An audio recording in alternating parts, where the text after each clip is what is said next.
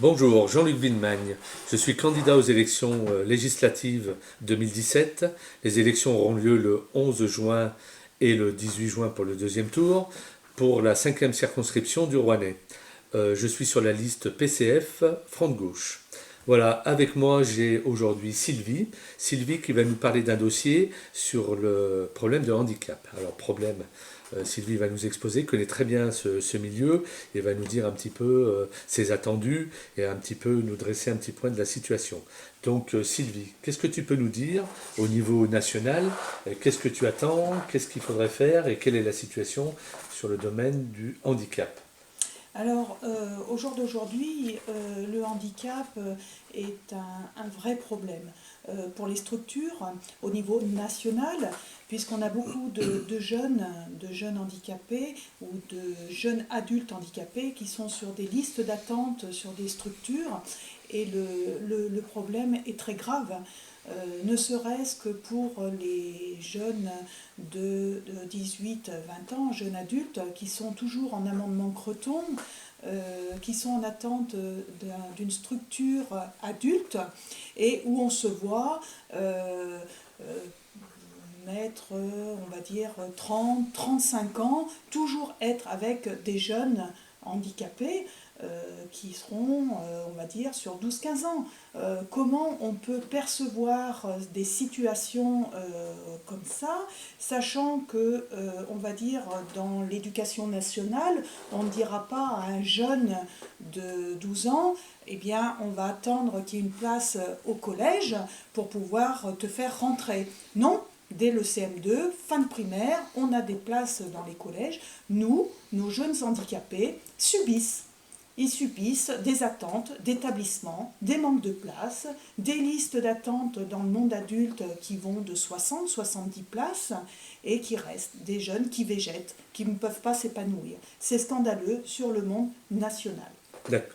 Alors, il manque des structures adaptées. Voilà, alors, si on regarde, parce que ces personnes, justement, comme tu viens d'évoquer, qui sont en difficulté de handicap, restent avec des catégories de personnes qui ne correspondent pas. Ils n'ont pas le même centre d'intérêt, pas le même âge. Tout à fait. Voilà, donc ils ne peuvent pas évoluer non plus dans la société aujourd'hui en restant végétés. C'est peut-être pas le mot, mais avec Stagner sur leurs acquis. voilà, donc ils ne peuvent pas évoluer. Tout à Donc, fait. à ton avis, c'est un manque de structure pour accueillir ces enfants. Tout à fait. Un manque de structure réelle. Qui sont plus enfants d'ailleurs, parce que quand tu me dis, Jeune adulte. voilà, jeune adulte, parce qu'à 20 ans, on commence et mélanger avec des catégories d'enfants, c'est pas adapté. Voilà. Donc, l'amendement Croton, tu peux nous dire un Alors petit peu? c'est une loi qui fait que les jeunes arrivés à 20 ans sont obligés de rester en institut médico-éducatif. Ça laisse, normalement, c'était fait pour justement donner un petit peu de temps pour rentrer au monde adulte. Mais au jour d'aujourd'hui, l'amendement Croton est bien, parce que bon, les parents ont toujours une solution, certes, mais les jeunes adultes n'ont pas de solution. Ils sont obligés de rester dans un environnement enfant. D'accord. Passé les 20 ans, ça devient compliqué. Voilà. Autrement, au niveau, on va dire, de la 5e circonscription, parce que c'est sur laquelle on connaît mieux, celle que je vais me présenter. Donc, peux-tu nous parler un petit peu sur la 5e circonscription? Quelles sont les structures? Qu'est-ce que tu attends en plus de la 5e circonscription? Quand on dit structure, c'est aussi famille, parce que je pense que ça doit être compliqué au quotidien d'avoir une personne handicapée, voire plusieurs. Euh, euh, Exprime-nous un petit peu ton expérience. Oui. Alors, c'est vrai que sur ce point de vue, il y a plusieurs directions. Le répit des familles. Moi, j'aimerais parler du répit des familles. Nous sommes parents donc d'un jeune polyhandicapé de 22 ans où on n'a pas de solution puisqu'il est toujours en IME. Il est inscrit dans plusieurs structures avec des listes d'attente qui vont de 50 à 60 personnes devant lui. Donc imaginez-vous un petit peu le temps qu'il IME, faut. Sylvie, ça veut dire? Institut médico-éducatif, hein, D'accord. donc où les jeunes sont jusqu'à 20 ans. Et à Montmont-Croton, il reste jusqu'à ce qu'on ait une solution. Pas de structure adulte, hein, susceptibles de prendre les jeunes adultes. Donc on reste dans cette attente-là. Donc ça, c'est un premier point. Le deuxième point que j'aimerais évoquer, le répit Sur des Roanne, familles. sur la région rouennaise, on n'a rien en l'occurrence Saturé. saturé. Tout est saturé. Il y a Tout est quand avec même des listades. des établissements, des... Alors, il y a des maisons d'accueil spécialisées, il y a des foyers d'accueil médicalisés qui sont saturés, qui sont Saturés. avec des listes d'attente. Énorme, non? C'est important. Ça va jusqu'à 60 places en attente. 60 places en attente. 60 places en attente. Hein. Et une place, elle se libère comment? Malheureusement, lorsqu'il y a un décès. Ouais, Il faut d'accord. attendre le décès d'un résident, d'un usager, pour pouvoir permettre la rentrée d'un nouveau usager. Et puis le répit des familles. Oui, Répit je des comprends. familles, hein, quand on voit par exemple un jeune que les parents sont obligés d'assumer, hein, parfois même à temps plein, hein, suivant les pathologies de chaque usager. Les vacances, on ne peut pas se permettre de partir en vacances parce qu'il faut trouver des endroits adaptés. Du moment qu'on parle d'un endroit adapté, eh bien, il faut avoir les finances, hein, il faut payer. Faire partir un jeune polyhandicapé en vacances, c'est 3 000 € la semaine. Voilà, donc il faut des parents quand même avec des bons portefeuilles pour pouvoir assumer ses propres enfants. C'est aussi... Pas d'aide au niveau national, ni au niveau local, de structures différentes, il n'y a pas d'aide. Donc on aura des aides au niveau de la prestation du compensation du handicap, ce qui s'appelle la PCH, mais c'est une enveloppe. Donc si vous utilisez cette enveloppe pour diverses raisons, quand vous l'avez épurée, vous l'avez épurée. Donc non, c'est Qui est renouvelé tous les ans, non? Ou c'est sur C'est fait sur 5 ans. 5 ans, C'est une d'accord. enveloppe pour 5 ans. Donc effectivement, eh bien, les parents se doivent, sur la PCH, prestation de la compensation de l'handicap, nous avons aussi le dédommagement familial. Donc là, on se dit, quand on nous propose cette enveloppe, on se dit, bon, ben, ça va nous permettre quand même un petit peu, sauf que cette enveloppe eh bien, est vite aussi épuisée. Et en plus, il faut l'imposer. Elle est imposable, donc il faut la déclarer aux impôts. Donc ça veut dire que dans n'importe quelle situation que l'on peut être, les parents subissent le handicap, subissent, on va dire, l'épuisement. L'épuisement qui est fort, hein. L'épuisement c'est fort parce que dans un couple, être confronté à l'handicap tout le temps, croyez-moi qu'on n'a pas beaucoup de temps pour soi. Il faut au moins qu'il y ait un des deux, de toute façon, qui travaille, hein, un des deux parents qui travaille pour pouvoir quand même assumer la vie au quotidien. Et sans compter tous les emprunts qu'il faut qu'on fasse. Nous, on a fait un emprunt pour aménager notre maison. Eh bien, voilà, c'est une grosse somme qu'on a pris encore sur 5 ans, alors que notre fils a 22 ans. Peut-être qu'il aurait préféré qu'on lui paye le permis et une belle voiture. Par contre, Sylvie, tu n'as pas un sentiment de culpabilité par rapport à cette situation, parce que le handicap, on en parle, mais celui qui ne le vit pas, il ne le reconnaît pas. Je vois dans le monde du travail, aujourd'hui, on n'a pas tant de personnes avec un handicap qui travaillent dans des métiers techniques ou dans d'autres métiers, donc on a l'impression que le handicap, il existe, mais on ne le voit pas au quotidien. Par contre, toi, tu le revis, tu le ressens, parce que tu le vis au quotidien. Tu n'as pas un sentiment, comme la société le présente, tout ce que tu viens de nous expliquer, de culpabilité en disant ben, j'ai une personne handicapée, c'est à moi d'assumer.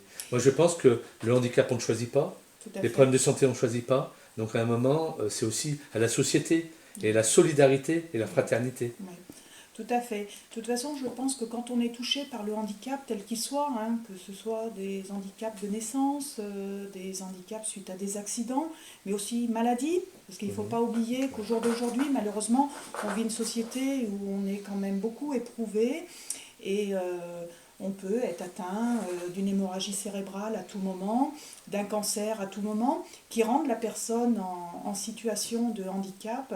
Et effectivement, c'est toujours la famille la plus proche qui est pénalisée. Je dis bien pénalisée, parce que de toute façon, ça coupe la vie, de toute façon, des aidants tels qu'ils soient. Et puis on est bien seul à se débrouiller. Si on ne va pas frapper aux portes personne ne va venir vers vous en disant ben, vous savez que vous pouvez avoir telle aide, vous pouvez avoir telle aide. On est vraiment, on ne va pas dire des rejetés de la société, mais parfois on se dit Des exclus, voilà, quoi, un des petit peu. exclus. On se dit voilà, personne vient à nous, personne à un certain moment on va dire ben, écoutez, voilà. Vous avez peut-être besoin du répit, vous pouvez peut-être, on va peut-être vous trouver une solution. Non, c'est à nous de faire les démarches, c'est à nous d'aller chercher des solutions. Et il y a des parents qui peuvent le faire parce qu'on a l'énergie pour le faire, mais malheureusement, il y a d'autres personnes qui n'ont pas cette énergie-là, qui baissent les bras. Et parfois, on va voir dans les faits divers des personnes eh bien, qui arrivent à un terme à tout ça, qui baissent les bras. Et on dit le suicide assisté, mais on parle du suicide assisté, mais je pense que dans des situations comme ça, on arrive eh ben, qu'on préfère, voilà, on se dit on ne va pas laisser notre enfant tout seul, donc on préfère terminer et de se dire ben voilà, on en finit une bonne fois pour tout et comme ça tout le monde sera heureux. Et c'est vraiment... Est-ce que ce que tu exprimes là, Sylvie, c'est aussi, je vais dire, au niveau du monde du travail. Je pense que quand on a une personne, toi c'est ton enfant qui a un handicap, donc je pense que dans le monde du travail, c'est compris entre guillemets, parce que le handicap, on en parle, mais de loin. Hein, c'est chacun son problème. Donc je pense que Sylvie, peux-tu nous dire la situation hein, aujourd'hui avec ton enfant handicapé qui, en grandissant, le handicap, on ne va pas dire qu'il grandit, mais ça évolue. Et ça pose d'autres problèmes, parce qu'on pourra parler aussi peut-être des problèmes des retraités. Une personne handicapée, à la retraite, quelle est sa situation? Peux-tu nous dire ta situation professionnelle? Qu'est-ce que ça a coûté à ta situation professionnelle? Et puis l'évolution dans le temps de ce handicap. Alors moi j'ai été obligée d'arrêter de travailler, c'est très clair, hein, puisque la pathologie de mon fils fait qu'il est obligé d'avoir quelqu'un au quotidien. Donc financièrement, de toute façon, il nous est impossible d'avoir au quotidien quelqu'un à payer. Concernant le travail, moi j'aimerais parler aussi de tous ces jeunes handicapés dans les ateliers protégés, où on va se servir d'eux quand même pour une certaine rentabilité. Parce qu'il faut bien se dire que les jeunes ou les moins jeunes handicapés sont rentables puisqu'il y a quand même beaucoup d'entreprises qui font appel aux personnes handicapées dans les milieux protégés. Et quand ils arrivent à la retraite, eh bien on les oublie, tout simplement. On ne leur propose rien. Certains financeurs montent des maisons de retraite dans notre secteur, hein, dans notre territoire, où certains établissements reconnus nationaux se refusent de mettre les retraités handicapés dans ces milieux-là. Pourquoi? Parce qu'on ne veut pas mélanger handicapés et personnes tout ordinaires, on va dire. On a une personne handicapée qui, moi je vais dire vulgairement, porte l'étiquette sur son front, je suis handicapé, donc surtout ne m'approchez pas. On fait fuir un petit peu alors que quand on est avec... c'est un sentiment de rejet. Rejet. Un moment de rejet. Et moi je trouve que c'est dommage parce que toutes ces personnes handicapées qui ont pendant des années travaillé dans des ateliers, ont pu construire quelque chose, ont pu faire participer valoir, à la société. Voilà, et puis faire valoir aussi qu'ils sont capables de faire quelque chose. Pourquoi, quand ils arrivent à la retraite, on parle des retraités, un retraité ordinaire, on va proposer plein de choses. On va dire, vous avez le droit à ça, faites des voyages, on va faire des voyages à faible coût. Et pourquoi nos handicapés n'ont pas le droit à tout ça? Ils ont bien aussi... pendant des années. Il n'y a pas d'équité de traitement dans ce domaine. Tout à fait. Et moi, je trouve que c'est dommage, parce qu'ils arrivent à un certain âge où malheureusement, ils ne vont pas avoir une retraite certainement plus courte que certains, puisque voilà, les pathologies, malheureusement, ils n'ont pas une vie très longue, mais au moins qu'on leur permette aussi d'être, comme tout retraité, avoir une vie décente. Ça veut dire que jusqu'à présent, il n'y a pas eu de prise de conscience pour ces catégories de personnes. Je pense qu'il n'y a pas eu une prise de conscience suffisante et volontaire, parce que ce n'est pas une catégorie de personnes qu'on s'occupe, tout simplement. Je pense que voilà, ça c'est une volonté politique, et je pense que quand on est touché, tout de suite on va dire oui, il y a quelque chose à faire. Lorsqu'on n'est pas touché, ça touche toujours les autres et jamais soi. Malheureusement, le handicap peut venir à tout moment de sa vie, même quelqu'un qui est en pleine santé au jour d'aujourd'hui. Peut-être que demain, il sera confronté à Tout à l'handicap. fait. Et je pense que c'est à ce moment-là qu'on dira, bah oui, on ne pensait pas que c'était comme ça. C'est vrai qu'on est dans une société aujourd'hui très stressante, tu l'as soulevé tout à l'heure, on peut avoir des incidents de santé et qui nous provoquent des handicaps. Sur ce dossier, qu'est-ce qu'on peut dire de plus? On a parlé de... Et dans le monde du travail, il y a quand même des lois qui existent, hein, pour protéger justement les personnes avec un handicap. Il y a quand même un pourcentage pour justement accueillir dans ces métiers. Est-il respecté? Et...